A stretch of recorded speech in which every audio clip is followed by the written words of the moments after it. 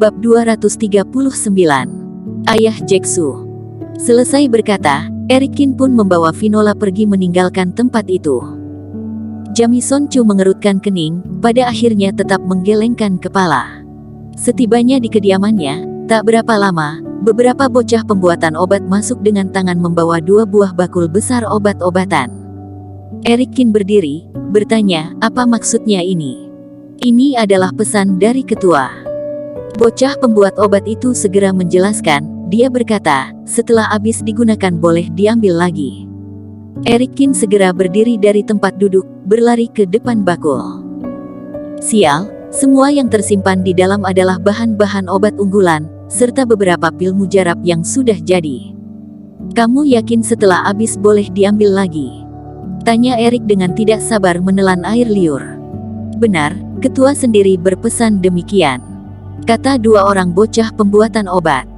Setelah itu, mereka mengeluarkan sebuah kartu bank dan meletakkannya ke atas meja, berkata, ini adalah kartu gaji Anda, silahkan disimpan dengan baik. Erikin berkata pelan, fasilitas dari kediaman Dewa Pengobatan sungguh memuaskan.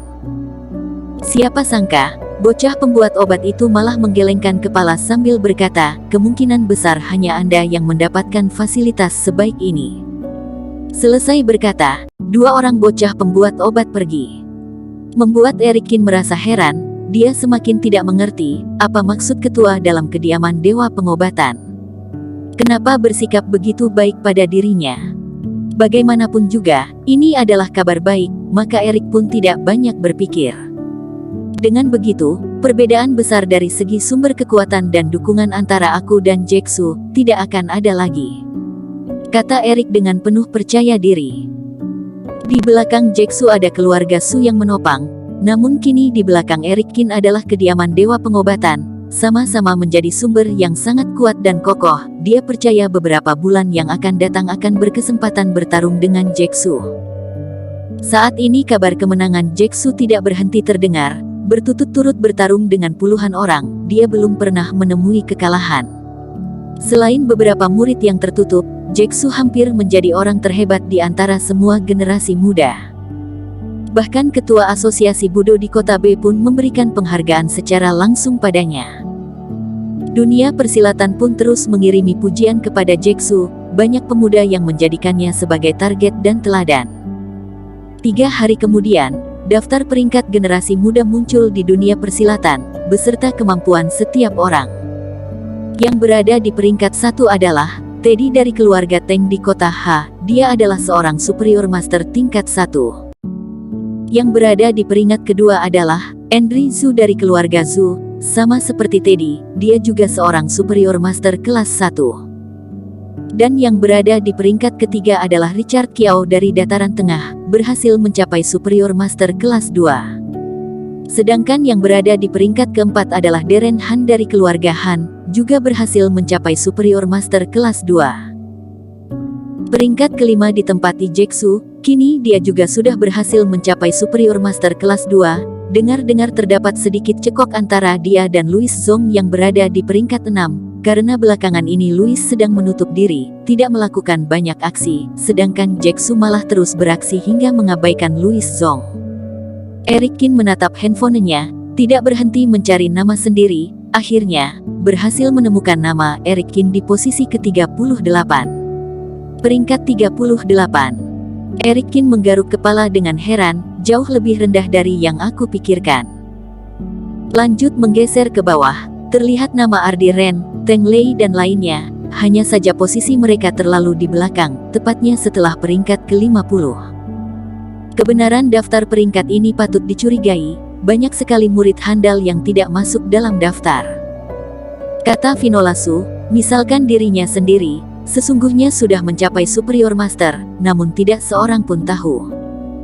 Erik menganggukkan kepala, langsung melempar handphone ke samping, berkata, tunggu setelah berhasil membunuh Jeksu, aku pun akan menjadi 5 besar. Erikin yang ada saat ini tetap tidak berdaya saat berhadapan dengan superior master, jadi yang terpenting saat ini adalah meningkatkan kemampuannya secepat mungkin. Semua petarung di seluruh dunia harus tunduk pada Asosiasi Budo Kota B.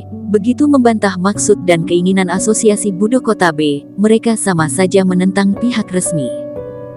Tentu saja, asalkan tidak keterlaluan, biasanya Asosiasi Budo Kota B akan memilih untuk menutup sebelah mata. Beberapa waktu setelahnya, Erik mulai bermeditasi.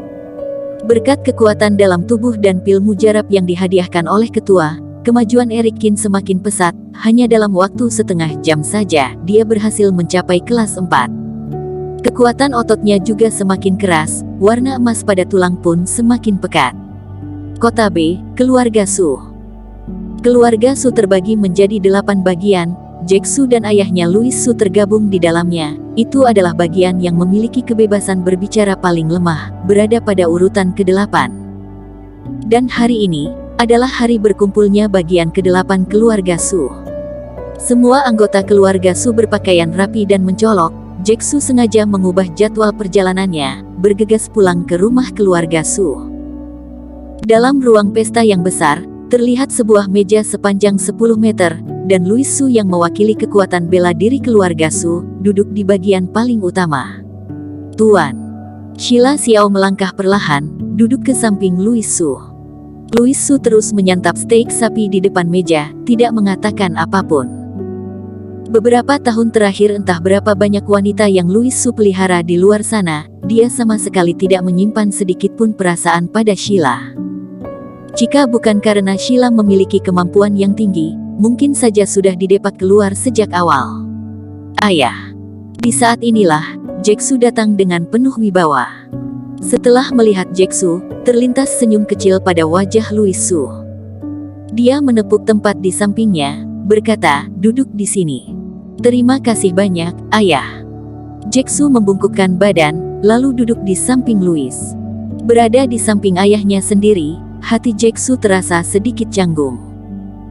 Ada terlalu banyak aturan dalam keluarga besar, hubungan pun menjadi semakin dingin, meski ayahnya sendiri tetap saja terasa asing. Di sisi lain Louis Su mewakili kekuatan bela diri dalam keluarga Su, kemampuannya sudah mencapai tingkatan Grand Superior Master, di seisi negara, posisi itulah yang masuk dalam barisan tertinggi. Bagaimana meditasi belakangan ini? Setelah memasukkan sepotong daging sapi ke dalam mulut, Louis pun bertanya. Jack Su langsung berkata dengan penuh bangga, "Saat ini aku sudah menjadi seorang Superior Master tingkat 2. Louis Su mengangguk, berkata, "Lumayan. Dengar-dengar kamu taruhan dengan Erik Qin di Provinsi Binzu." Berbicara soal hal itu, raut wajah Jack Su menjadi sedikit buruk. "Benar, ya." Jack Su memberanikan diri menjawabnya. Louis meletakkan sumpit ke meja, berkata dengan mata melotot, "Kamu adalah seorang tuan muda dari keluarga Su, kenapa malah taruhan dengan seorang anak muda yang sama sekali tidak dikenal itu?" Mendengarnya, Jack Su segera berdiri, berlutut ke lantai, berkata, "Ayah, aku tahu salah, aku hanya berkata sembarang saja, tidak menyangka dia bisa sehebat saat ini." Louis Su berkata dengan dingin, "Pernahkah aku memberitahumu? Jika sebuah keluarga ingin terus berdiri dengan kokoh, maka harus bisa menghindari segala ancaman tersembunyi. Tuan, Erik Qin hanyalah seorang anak kampung, tidak pantas kita bahas," kata Sheila Xiao yang duduk di samping. Louis melihatnya sekilas, tiba-tiba melemparkan tamparan ke wajahnya. Ujung bibir Sheila langsung berdarah karena tamparan itu, namun tidak berani banyak bicara. "Dengan adanya satu ancaman kecil, kita harus memiliki kekuatan yang besar untuk menyingkirkannya. Apakah kamu tidak tahu soal ini?" kata Louis Su dengan dingin. Ayah tenang saja, setengah tahun lagi aku akan membunuh Erik di hadapan semua orang, tidak akan membuat keluarga Su malu," kata Jack Su dengan segera. Bersambung. Terima kasih telah menonton video ini sampai akhir. Jangan lupa subscribe dan nantikan kisah episode selanjutnya hanya di Novel Story. Salam.